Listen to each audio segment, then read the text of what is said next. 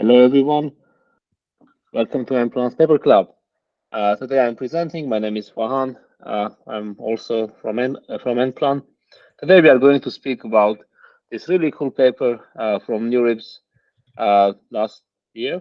Uh, it won a prize. There was an oral presentation at NeurIPS also. So it's a very important paper, but it's also a very straightforward paper. Um, we look at some experiments, and the main point is that the original uh, panic or excitement about GPT-3's emerging abilities may have been a mistake, and we'll look why. Okay? The title kind of speaks about itself. Um, I highlighted that the work is from Stanford University because it's not from a company, it's not from OpenAI or Google or any of those, uh, which which is encouraging because they are basically reviewing the work done from these other organizations. And I think it's a very important part of research, right? Someone does something and then other people have to review and verify. So the main point of the paper is that uh, to, if you remember from GPT-3 paper, there were these jumping performances on a number of tasks that an LLM, or in that case GPT-3, could do, and they were called emerging abilities. And here we give the paper gives more specific definitions what emerging means, and then they also uh, deconstruct what emergence means. They also build new. They also show that you can find emergence in all kinds of other places if you use the right metrics.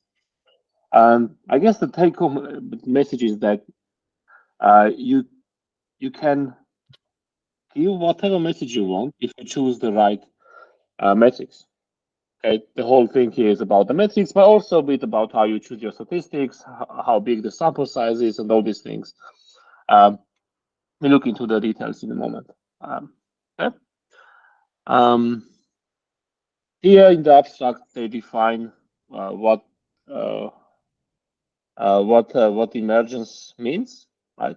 The emerging abilities, and the intriguing part was the twofold. That the sharpness, which means uh, the transition from seemingly not being able to solve a task at all to suddenly solving a task with high accuracy, simply by increasing the model size. And the other component of these emergent abilities um, is the unpredictability. It appeared that it was not possible or not obviously possible to predict what else these models would be able to do next. Right? That was kind of the scary part. Um, However, here we look at these results more systematically, kind of digging into the details, find out why we see these metrics. And the first contribution of the paper is showing that the these emergent abilities appeared because of the choice of metrics uh, and because the sample sizes on the test set were small, but also they construct new models and new metrics uh, showing that other simple models can also demonstrate emergence based on model size. Okay. Uh, I think that's the main point of the paper. Oh, I guess it's important to mention that emergence, they also develop a small theory about how to measure emergence, uh, which is what they use to construct the new metrics for new tasks to build emergence. But also, it's important to mention that this is all about model size, right? They are not changing architecture. They are not doing anything fundamentally different. It's all about can we increase the model size and observe emergence, right? They're also at the end claiming that they are not saying that these models certainly cannot have emergence. What they are claiming is that the way it was presented did not show emergence. Right? There is a difference here. Anyway, any comments so far, or should we continue? Okay. Next, I go into more details with the definitions, but actually, let's zoom in a little bit more into this plot and see what we have here, because the rest of the paper really just goes into details with explaining these papers, these plots. So the first one shows a number of uh, transformer models: Lambda, GPT-3, Chinchilla, Palm. They also have the random line down here, right? Showing that emergent abilities of large language models, okay? Demonstrating the sharpness and unpredictability. And sharp and unpredictable increases in performance. Okay, so on the x-axis, we have the model size, and the y is the accuracy. Now, if you look at the y-axis, we have accuracy, but we also have other metrics, right? Like exact matching, depending on the task. The common part with those metrics is that they are um, they are uh, they are not smooth and they are not continuous. Right? Accuracy means that you get everything right, every token right, or exact matching strings. That means you have to get every next token right, and so those are the common parts of those metrics. Okay, and then they show here that how the model performances jump like very sharply and kind of unpredictably as the model size grows. Performance jumps as the model size grows. Okay, I guess you can see from all these plots. Any comments here? Okay, and the experiments they do is on the big bench data set, because it's a standard data set for measuring performance of these models. Also, it's open source, and it has a wide variety of tasks and metrics. I will talk about that in a moment. Right. Below here, we look at the metrics. So they kind of summarize the results, and then I guess this 92% is important. And then they say, okay, let's look at where do we get these emergence metrics, emergence behavior, because no, we don't observe it on all tasks. And it appears that more than 92% of emergent abilities on the big bench dataset uh, are on tasks uh, that either have multiple choice grading, so you get one if you the highest probability mass is correct, or zero otherwise, or exact matching if if your string exactly matches the target string. Right? If there is one error, you get zero. So it's a very spiky, very discrete metric. So this tells something, right? So they say, okay, let's look into this. How come only this sort of metrics um, cause emergent abilities, or mostly these sort of metrics? Okay, and then they look into the details. And the other phenomenon they notice is that uh, uh, when there are too few tasks, test data points in a given task, then we also are more likely to observe emergent abilities.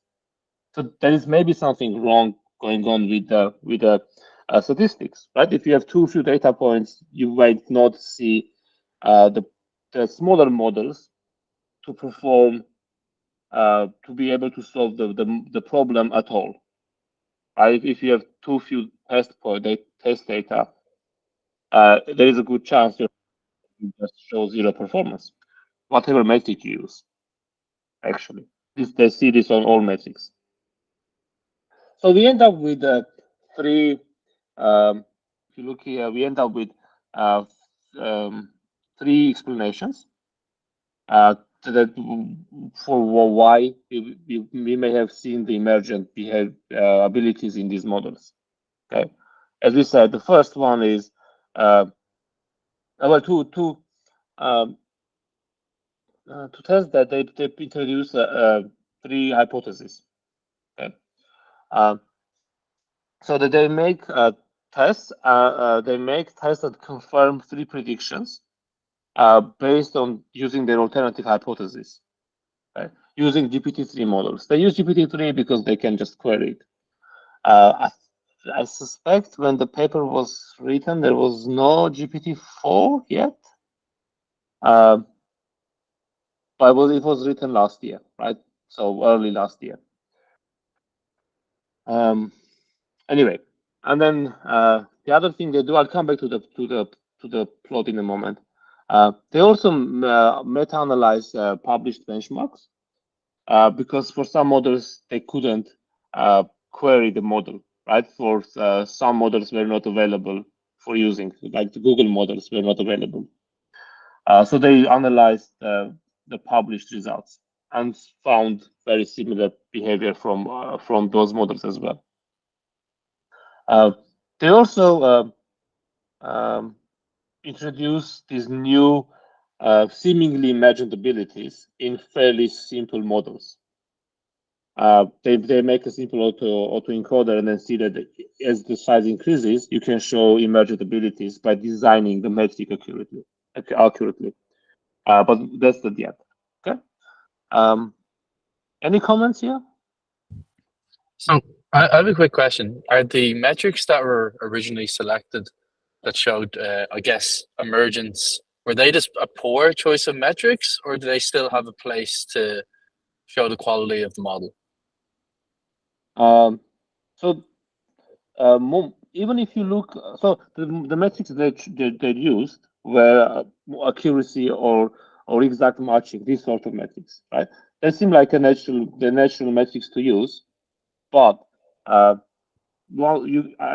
they argue that the choice of metrics was a poor choice because those metrics don't capture the gradual increment in model performance. Right? They go either completely unable to solve the problem and then able to solve the problem with high accuracy.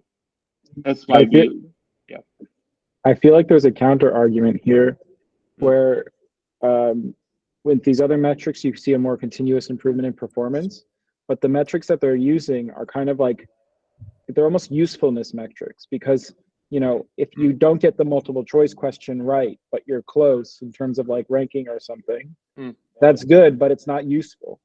And the same thing is true of terms of like generating accurate responses.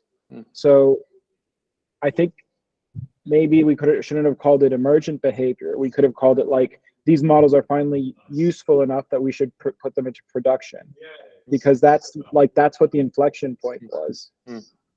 That's a very good point. I didn't think of that, but it makes a lot of sense, Peter. Yeah. Maybe calling it emergent takes us to the wrong direction, but we should call it useful abilities, right? I like that.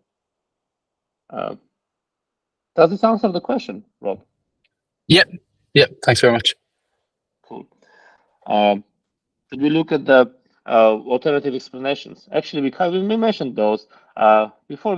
Let's look at a bit of math. Basically, they define this power law for how a metric is used. Okay. This is a loss function, cross entropy, and then they define it as n is the number of parameters, alpha and c are constants. So it's like you have a power from number of parameters. Okay? And then they say that this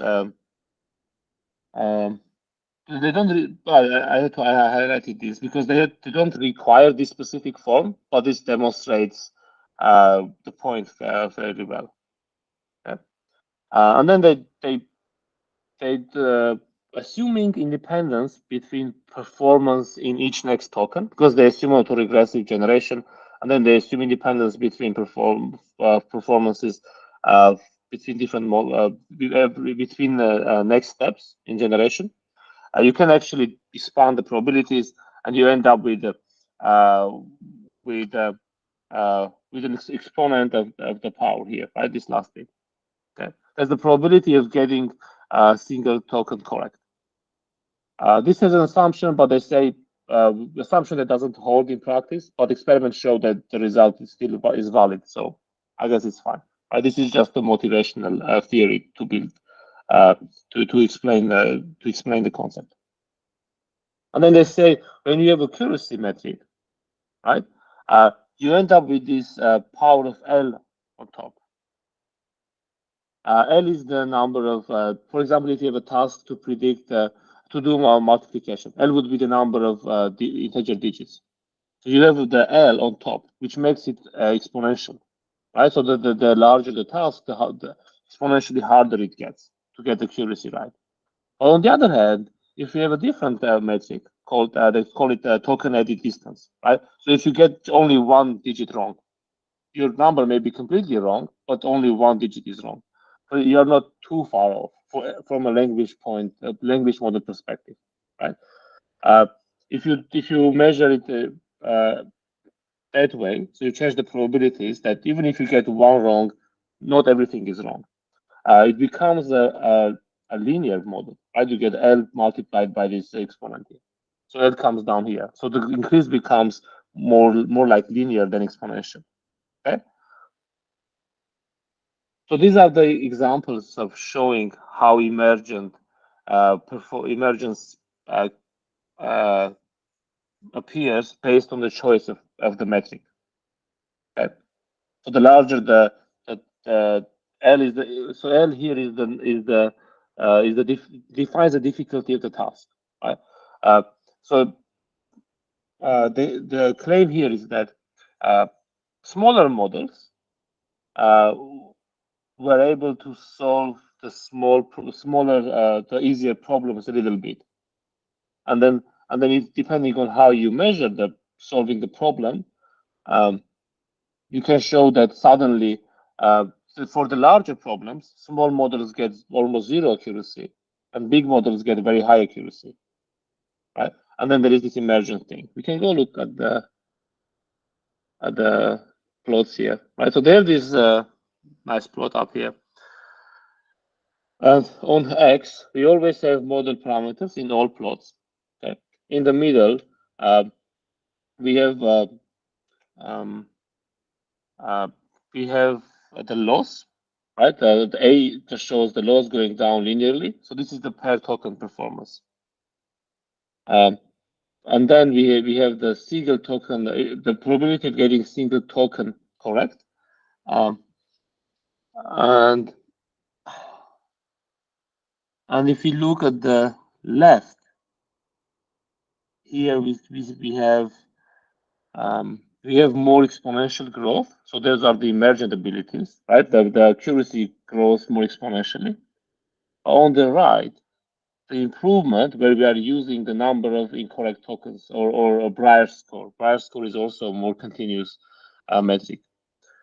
Those have more gradual improvements, right? So depending on the choice of metric, we either can see emergent behavior or we cannot see. Okay. Any questions here? Am I jumping back and forth too much? Why is getting all tokens correct called a non-linear metric? I thought it would be it would just be discontinuous. You either get them all right or don't. But why is it called non-linear? Because the performance gain is not linear. Also, I guess if you look here at this formula, right, the loss, depending on what you use for performance metrics, accuracy or token edit, you either have a linear metric, linear in L, or you have a power law in L. I think that's what they mean. Right? If you use an accuracy, you get L up here. Okay. I've got a question on the last figure that you were showing. So this is on their small simulated problem, or is this on the large language models? I think it's well, model parameter. No, this is not small. This is the actual models, the results of the other people. I and so think it's so. actual results. It's not simulated in any way. Let me double check. I think it's GPT-3, but I'm not sure. Okay. Changing from model behavior code supposed per token. Okay. I think it's GPT-3, but again, let me double check because there are a few plots here. Oh, figure 2 is not even.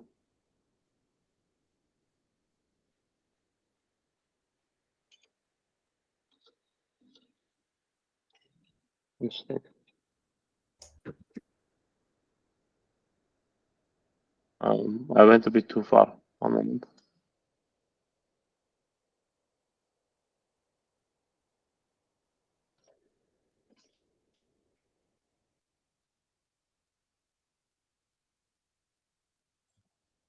It's referred to as. Yep. I think my computer is a bit slow. Just one moment. Okay. Here. No, this is the large language models. I don't think this is a simulated model. Because the graphs look quite clean, and that just made me wonder. But that's great. Thank you. Here, if you see, so it's in the section 3, changing the metric from a non-linear to discontinuous metric to a linear or continuous metric should reveal smooth, continuous, predictable changes. And then before that, they say, and we focus on the GPT family due to its being publicly available. I think it's a GPT-3. It doesn't say on the plot, but when they talk about it, it's about GPT-3. Fabulous. Thank you. Other comments? Cool. Let's look at the other metrics. So for the other metrics, they're not able to query the model. So this one, figure 3. So this one is also GPT-3, but they also have, I think, no, that's fine. It's also GPT-3. So here, model parameters, like it's a family model. So you have the different models. Yes, Damien. Could you please zoom in a little bit? Oh yeah, sorry. I had to zoom out to scroll easily. But better? Yes, thank you. Okay, so here we are looking at different tasks, really. But again, increasing model parameters. And now we have different metrics again. We have the accuracy here. This one is, and we have different plots for different target lengths, right? So let's look at the top left. So we have kind of easier problem, and they all start fairly low, looking at accuracy, fairly low on the smallest GPT-3 model, and then they increase exponentially on all of those, right? Now, the interesting thing is, when you change the metric, even the smallest models start perform. No, even the smallest models start performing better. Right, so the increase here, all of them become more linear. Also, the smallest models start okay. They are not as bad as before. So they are saying that the claim that the smallest models couldn't solve this problem at all was again down to the choice of metric.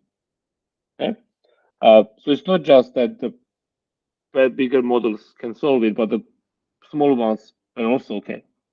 Not great. There is clearly improvement, but there is no exponential jump. Okay.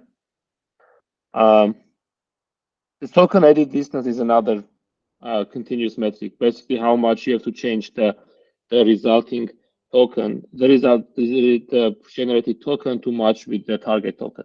How many items you have to change there. Okay. The next figure 4. Using statistics. Now this one shows. I think they show the target string length. I think they show the larger data sets. So if you go from left to right, based on the predictable effect accuracy has on performance, measuring performance requires higher resolution. High resolution means more test data. Generating additional test data increases the resolution and reveals that even on accuracy, on all metrics, this one, Instruct GPT, GPT-3, performance is above chance. So even the smallest models do better than chance. So this horizontal line is the chance. Random guess. Chance means random guess. If you have large enough data, test data, right? So if you go higher here, even on the smallest models can do reasonably okay. So they are not completely random. Okay? Then more experiments making the same point. Now, well, that's the prediction. We spoke about this. Okay, let's see. We spoke about figure 3. This is figure 4. Better statistics. Now, for models outside GPT-3, they couldn't query those models, so they had to do meta-analysis of published results. Okay, and then they say they present two alternative predictions, as in alternative to emergent behavior from models. Okay, one of them is that on specific tasks or specific metrics, not task model family pairs, and specifically with nonlinear and discontinuous metrics, emergent abilities should appear on those. Okay? So emergent abilities are about specific metrics and specific tasks. No, not about task model pairs. Again, it's about using metrics. And the other prediction is about changing the metric to linear or non-continuous metric should remove the emergent ability. Same prediction, but this time we try to come to this conclusion by looking at existing results, because we can't make queries. Okay. To do that, they designed this emergence score, which basically measures how much emergence there is. And this is basically the difference between the so I here represents so why I denote the model performance at model scale as model scales xi. This is the range between the performances, the best performance and the worst performance, and normalized with the median of the square. I'm not entirely sure why they choose median between over the square differences, but I guess it's more of a continuous average thing. And then they show basically this measures how much jump there is between performances, right? This is the metric we were looking at on plots. Now we can look at them as numbers. Okay. Oh, this is interesting. They found that most metrics used in the big bench data set have zero task model family pairs that exhibit emergent abilities. So none of them. There is no specific task and a model pair that exhibit emergent abilities. It's down to choice of metrics. And then they also say that they found that at most five of the metrics show emergence, and they are all, or most of them, have this nonlinear discontinuous behavior. Okay. So again, 10 conclusions. It's down to the choice of metric. Then this is the 92% we mentioned earlier. Only two metrics account for more than 92% of claimed emergent behaviors, and those are the multiple choice grade, and the exact string match metrics. So the metrics we mentioned earlier. Okay. Now, what happens if you change the metric? Right, this plot, the figure shows that. Actually, can no. This is the original. This is the observation that emergent abilities appear only for specific metrics. So if you have the right metric, there might be emergent abilities. We spoke about this. It's just the same thing, but visualized. Those here are the different metrics. If I zoom in, it says things like custom score, difference score, and so on. Then you can see that emergent score is high only for a few metrics, the 5 metrics that we mentioned earlier. Okay? Now we want to look at this figure 6. What happens if we change the metric when evaluating models on specific tasks? And the emergent behavior can disappear. For example, maybe I can zoom a bit more. If you go from multiple choice grade to Brier score, so Brier score is a continuous proper scoring metric. It's used to score calibration and things like that. So the left one is multiple choice grade. You can't see it maybe on the screen. And the right one is Brier score. Okay. Again, as you can see on the left, as the model size increases, initially performance is low, basically random chance, and then it starts increasing as the model gets very large. Okay. On both, on 2-shot learning, 3-shot learning, on both cases. Right? And then if you change it to Brier score, increase, there is an increase on all tasks. Those different colors are different tasks, but more gradual one. On one task, there is even no increase at all. Okay. Comments? No? Okay. Now, they decided to have a bit more fun. They were like, oh, can we introduce and create emergent abilities on new tasks? Right? If it's about choosing the metric, can we take an existing well-solved problem and create emergence there? Okay. So they took Cypher 100. Those are images commonly used for image tasks. And those are natural images. Okay. 100, I think, means 100 classes. And then they train nonlinear simple autoencoders, just a single hidden layer, right? It's very small models, simple models. And then they increase the model size, like the number of parameters, make it wider. Okay? And then they show that if you choose the metric right, you can show emergence abilities. You keep the same architecture, very simple. Or if you have the right metric, you can show that as you make the model wider, it will suddenly solve everything. Okay.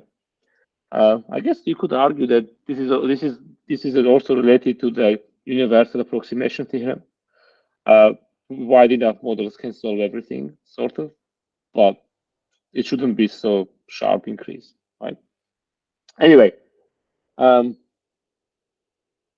if you look here, let's look at the metric they designed. So this reconstruction score basically says you get a full score if you get all elements of X very close to each other, right? So this I is the choice operator, and then C is a parameter. So you basically say that your X's are very close to each other, and they all must be very close. Okay? And then you get the autoencoder to reconstruct the original X. Okay? Can you fully reconstruct it? And then if you choose this reconstruction error, which seems like a reasonable metric, right? It also aligns with what we were seeing with the other metrics. Oh, there is actually an interesting thing because they are reconstructing the embedding, right? Because it's an autoencoder. They encode the original image and then they let the autoencoder reconstruct the embedding, and then they measure distance between embeddings. So those are not tokens, those are embeddings. And yeah, again, on test here. You can see that if you have the reconstruction error, or the error goes down, or the normal, or the reconstruction score goes up. Okay. This is the reconstruction ability, the metric we just showed, okay, showing emergent behavior.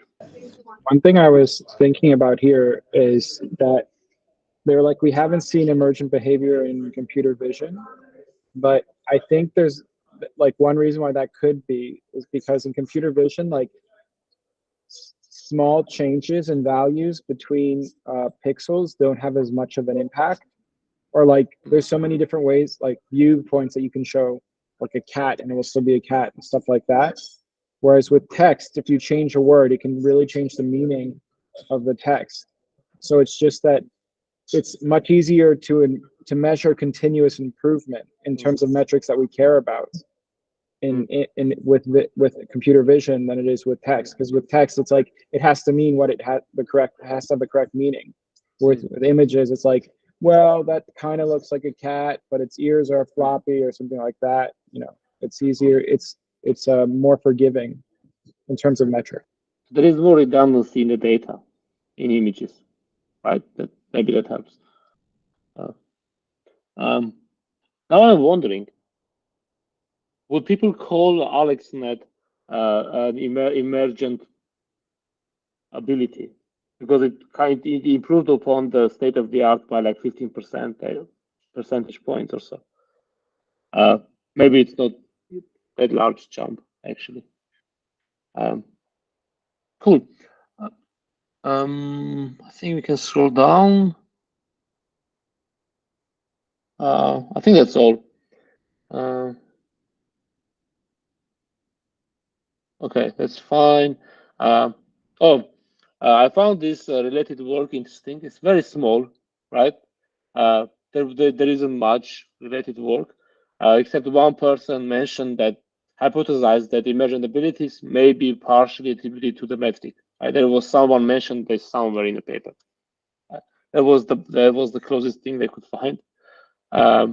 There were other kind of related works. So someone tried to explain emergence by assuming piecewise power law functional forms, but these are very, very theoretical works. There was another work that made strong assumptions about data and stuff, right? Trying to explain why there was this emergence. This last paper actually posits that emergent abilities may be real under strong assumptions in data. Maybe interesting paper to read or present next time as an alternative view. In discussion, they make this claim that this paper should not be interpreted as claiming that large language models cannot display emergent abilities. Fair enough. But they also say this last bit is important. They conclude that scientific progress can be hampered when models and their outputs are not made public for independent scientific investigation. Fair point, right? It's kind of funny how closed models choose their metrics right, claim that now we have emergent abilities, which is great, and too dangerous, so no one else should use it, but also no one else can investigate our results. I like this last statement. Is there a standard nowadays for metrics that should be provided from closed models, or is it still certain companies might select as needed? It's benchmarks, right? I guess maybe we could even say Hugging Face defines the standards. There are a number of benchmarks. You have more bolts in your table, you beat the state of the art on some tasks, you get published, right? But a lot of times nowadays there is no even publication. Like they just make a OpenAI, Google, they all do that. They all do that. They just write a paper, and put on their website, like a white paper, right? But I think what really made the difference is that what Peter said, these models worked in practice. People actually could play and see great behavior. And that probably made the biggest impact, not those metrics. If I may butt in here, I think it's a bit of a funny one, right? So the actually quote the paper by Anderson more is different, right at the beginning, and the question is like something like this sort of comes up in physics, namely phase transitions, right? You sort of move the temperature by a fraction of a degree, and suddenly you see very different behavior. And but when you look very, very closely, this only ever really works in practice if you have like an infinitely large system. Technically, if you take a say a cube of water and cool it down very, very, very, very slowly, you also actually see a continuous transition rather than a super sharp behavior. It's just because the size of the system is for all practical reasons so large that it looks sharp to any observation. I wonder whether that is sort of what they're saying here, that if should we ever see something really, really, really sharp? Yes, provided we have maybe infinite data, right? So if you have infinite data, would be maybe the equivalent of having a system that is infinitely large, and then only then would we ever really ever expect a very, very sharp transition from on and off. Whereas in practice we never have infinite data, we've always finite size data, and only then any transition will be naturally smoothened out. But still you would expect that this interval, what goes from on to off, should sort of shrink down as we have more and more data, which although I found the other argument that you can always find metrics that are continuous, also slightly strange, or not strange, but because we know from phase transitions in nature that typically you always have some quantities that are indeed smooth, like density, right? When you freeze water, the density actually is indeed smooth. It's just that the rigidity is discontinuous, and so it sort of makes sense that you have certain metrics that are and certain metrics that are not strictly continuous. Yeah, I don't think that they are claiming that you can always find these metrics, right? It's about the model size. For example, if you change architecture, I mean, I would expect to see a huge performance difference if you go from an MLP to a CNN, and then we call it emergent behavior, right? And that would make sense. Because you're making a more discrete change, and then I wouldn't be too surprised if there is a discrete jump in performance. I think the argument here is only about model size. Yeah, but say even in model size, you probably would sort of expect eventually quasi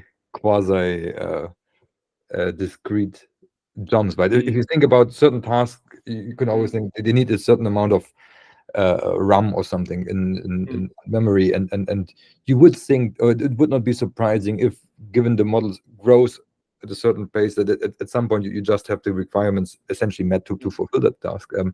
So I don't think this strictly rules out emergent qualities at all. It's just that, as we discussed earlier, for practical purposes, actually these discontinuous measures seem to be more useful. So it's